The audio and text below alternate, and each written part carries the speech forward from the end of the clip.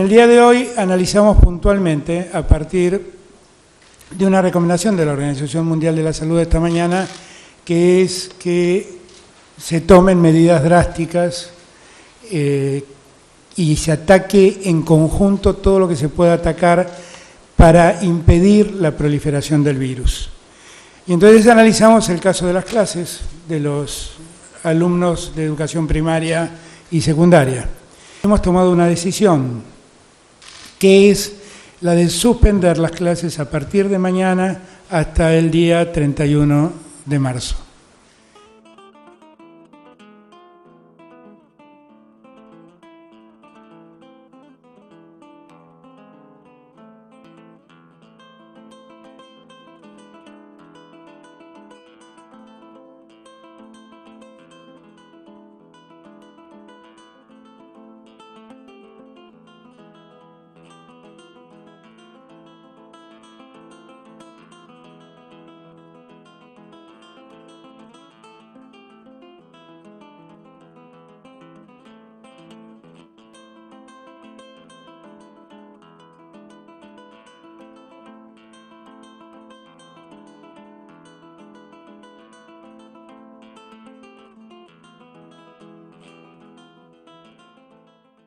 En general en las escuelas uno se encuentra con que la conectividad varía, tanto como el acceso que se les permite a los jóvenes, de acuerdo a si su uso sería el correcto o no. Creo que la mayoría de los docentes aún no cuentan, o al menos antes o de forma previa a la cuarentena, no contaban con el conocimiento de la mayoría de los recursos posibles a utilizar.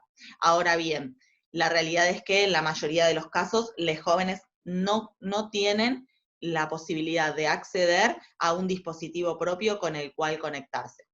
Ahí notamos que la mayoría de los estudiantes tenían computadora, que había un sector bastante importante que no tenía acceso a una computadora en su hogar con internet, pero sí tenía celular propio, y algunos pequeños casos de estudiantes que no tenían ni computadora ni celular propio, sino que había, por ejemplo, solo un celular en todo el grupo familiar. Se fueron rastreando esos casos, se fueron rastreando también algunas dificultades, cada uno de los colegios fue poniendo tutores en los cursos, además de esta estrategia de tutorías, trabajaron los preceptores de cada uno de los cursos en esta tarea, fue definiendo estrategias de acompañamiento a estos casos más complejos. En el caso del liceo en particular se hizo un trabajo bastante fuerte y bastante interesante de garantizar netbooks de Conectar Igualdad para aquellos estudiantes que estaban las peores de las situaciones, a partir de algunas netbooks que tenía el colegio y a partir de solicitar alguna donación de algunas netbooks, se pudo garantizar esto. Las estrategias fueron cambiando. Esta fue la primera escuela que nos planteó la obligatoriedad del uso del Classroom, que es una aplicación de Google, para estar subiendo las actividades.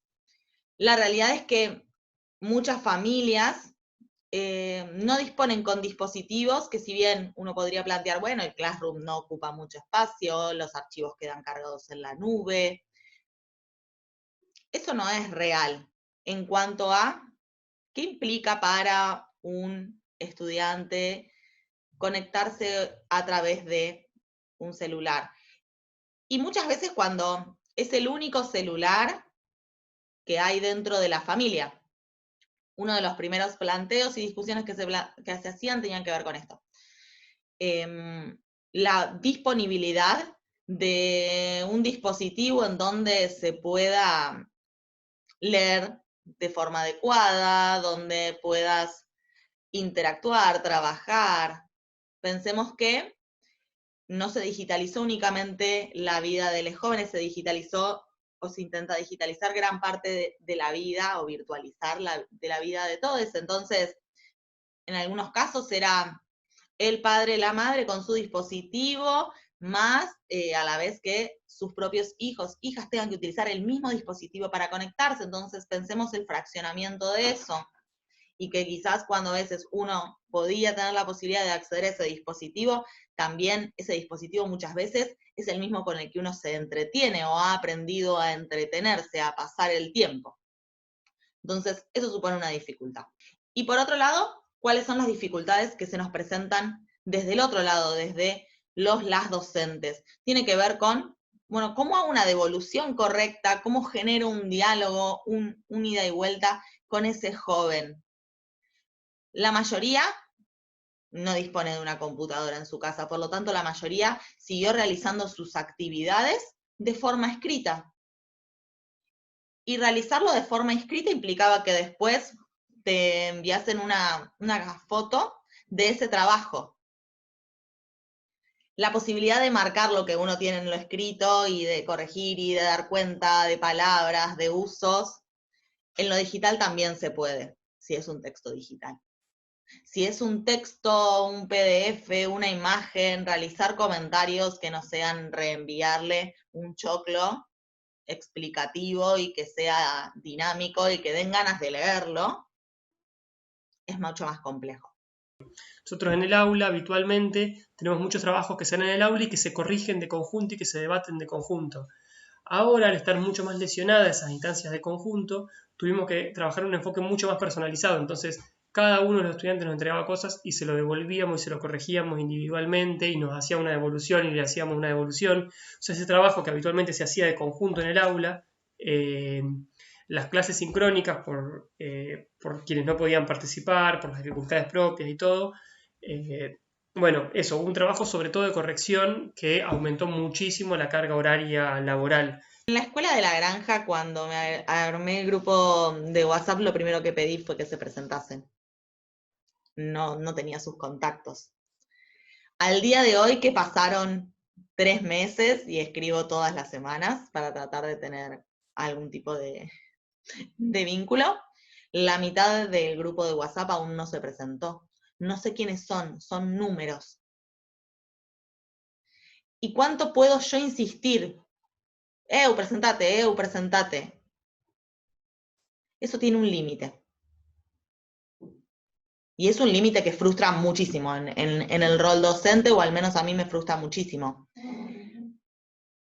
Pero también nos habla de una realidad y de una distancia que la virtualidad no puede salvar. Sobre todo cuando no hay una instancia previa donde nos hayamos conocido. Se nota muchísimo la brecha digital que existe por quienes no pueden conectarse a las actividades sincrónicas, en muchos casos por tener dificultades de conocimiento de cómo se manejan algunas plataformas, a veces son más intuitivas, a veces menos, de acceso a la tecnología, ¿no? Hay algunos que tienen un celular que tiene datos, entonces no pueden participar de actividades sincrónicas que consumen muchos datos. No es lo mismo quienes tienen una computadora de escritorio que tiene todas las características. Bueno, ¿no?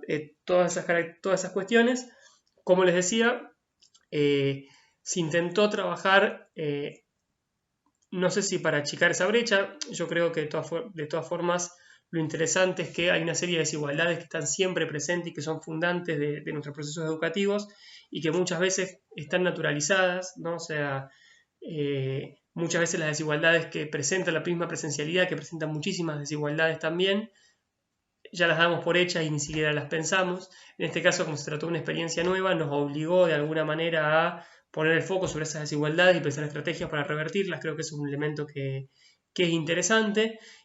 Ahora bien, si bien tener conocimiento y facilidad para poder grabar un video, pensar y grabar la clase, enviársela, tener ese tipo de estrategias, a mi entender, podía aumentar la brecha existente entre los estudiantes, entre quienes solamente podían acceder al texto o quienes me podían ver en una clase virtual.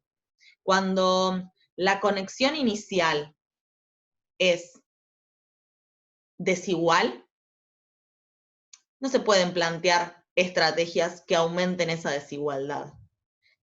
Quizás haya quienes en este contexto estén perdiendo algunas posibilidades más que podrían tener, pero creo que sí las siguen teniendo a esas posibilidades. esa desigualdad sigue existiendo, siguen teniendo acceso a otros bienes culturales, a otra circulación de la información, por el solo hecho de tener acceso a determinados dispositivos.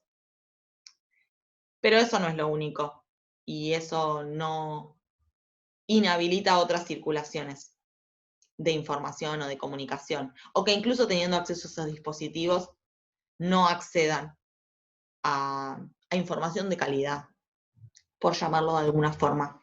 Me parece que pueden existir un montón de recursos, pero si no hay una equidad y una igualación en el acceso desde la base, todas las estrategias que podamos pensar solamente van a servir para aumentar la desigualdad ya existente.